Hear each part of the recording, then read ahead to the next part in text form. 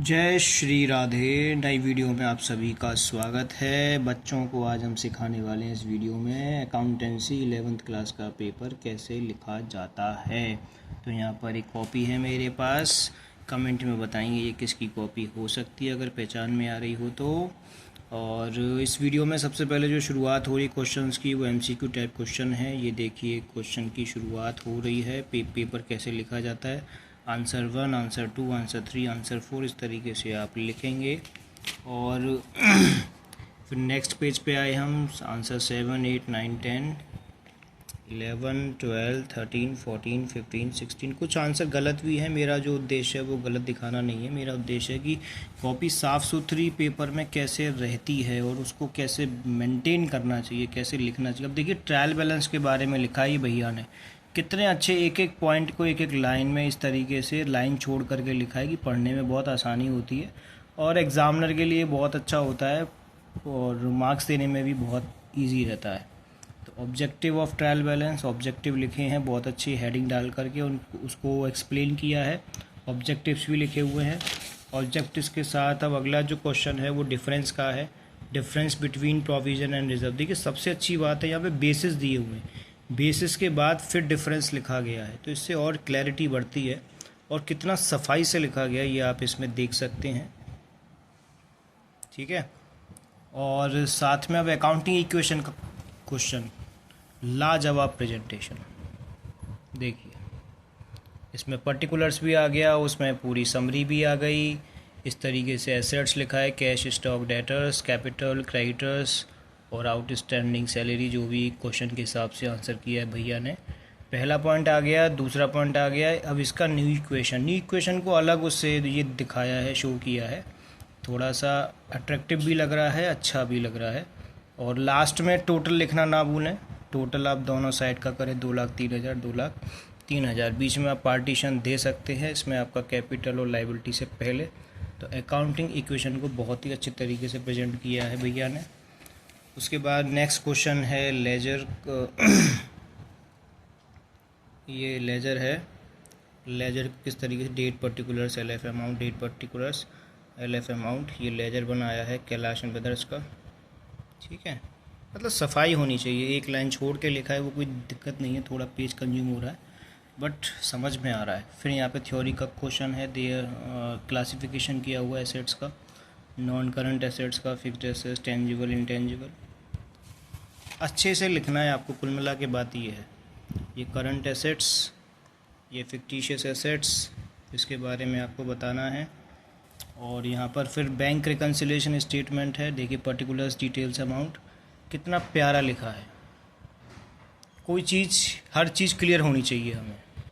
Next question हमारा start होता है जनरल एंट्री का। जनरल एंट्री में डेट, पर्टिकुलर्स, एलएफ, डेबिट और क्रेडिट। देखिए ये पूरी एंट्री लिखी, स्पेस सफिशिएंट देना चाहिए जैसे इन भैया ने दिया है। उसके बाद नरेशन के बाद लाइन और लाइन के जस्ट बाद अगली एंट्री आप स्टार्ट कर सकते हैं। इस तरीके से ऊपर हेडिंग होना चाहिए जनरल एंट्री। बहुत बच्चे इस स्पेस को खाली छोड़ देते हैं, तो जनरल एंट्रीज हेडिंग होना चाहिए। जो लेजर बना है उसका नाम होना चाहिए। जैसे यहाँ पे हमने देखा था कैलाश का लेजर बना है तो उसका पर्टिकुलर डिस्क्रिप्शन है, Messrs Kailash brothers account.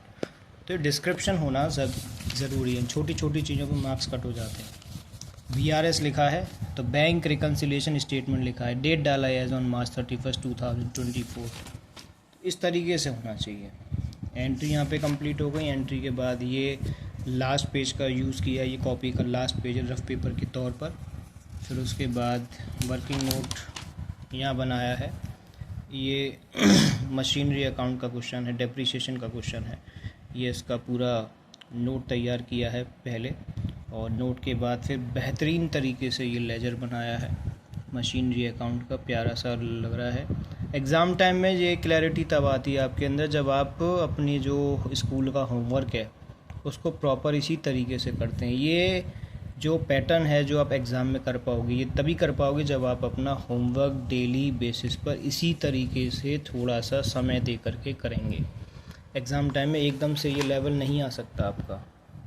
Rectification of errors का क्वेश्चन है, right entry, wrong entry, rectify entry की है तो बहुत अच्छे से आपकी ये रेक्टिफाई एंट्री यहाँ पर कंप्लीट हो गई है। पूरे 6 नंबर भैया को मिले हैं। ये सस्पेंस अकाउंट बनता है एरर्स में, ये सस्पेंस अकाउंट भी इन्होंने यहाँ पे बनाया है। आप ही के बीच में से ये भैया हैं और बहुत अच्छा कर रहे हैं। ये MCQ type question financial accounting second part B में ये बैलेंस शीट और थ्योरी का क्वेश्चन लिखा है यहाँ पे फिर जनरल एंट्री पूछी है। गलती है बीच बीच में, वो ठीक है, मैं आपको बस ये दिखा रहा हूँ कि प्रेजेंट आपको किस तरीके से करना है ये पेपर। ऑपरेटिंग प्रॉफिट के बारे में लिखा है यहाँ पे, trading P&L, trading and profit and loss बनाया है। यहाँ इसको पूरा कंप्लीट किया है और इसके साथ लास्ट में पीछे ये बैलेंस शीट बनाई है और बैलेंस शीट हमारी यहाँ पर कंप्लीट होती है और इसी के साथ ये पेपर भी कंप्लीट होता है। तो कुल मिला के आप समझ गए होंगे कि किस तरीके से आपको पेपर लिखना चाहिए। वीडियो अच्छी लगी तो कमेंट में ज़रूर बताइएगा और आपने पेपर इस तरीके से दिया तो डेफिनेटली कमेंट भी कीजिएगा, पता तो चले कि आप वीडियो देख रहे हैं या नहीं। एक छोटा सा मैसेज है इस वीडियो के आखिर में, पर्यावरण को सुरक्षित बनाएं, उसके लिए प्लास्टिक का यूज़ कम से कम करें और यूज़ किया है तो उसे एक पॉलीथीन को या आप अपने घर में कोई एक बोतल ले लें, एक कोई भी आपके घर में इस तरीके से पानी की बोतल होगी और उसमें जो भी आपको पाउच मिले उसमें इस तरीके से भर लें और पाउच में भर के बोतल में ये पाउच भर करके आप इस बोतल को फिर आगे अपने कोई भी नगर निगम के सफाई कर्मी भैया आते हैं उनको दे सकते हैं। इको ब्रिक्स भी आप इसका बना सकते हैं। होगा फ़ायदा इससे ये कि पॉलीथीन एनवायरनमेंट में इधर उधर फैलने से बच जाएगी जो कि पॉल्यूशन को क्रिएट करती है। तो छोटे से मैसेज को आगे स्प्रेड करिए। फिर मिलेंगे नई वीडियो में नए मैसेज के साथ। धन्यवाद।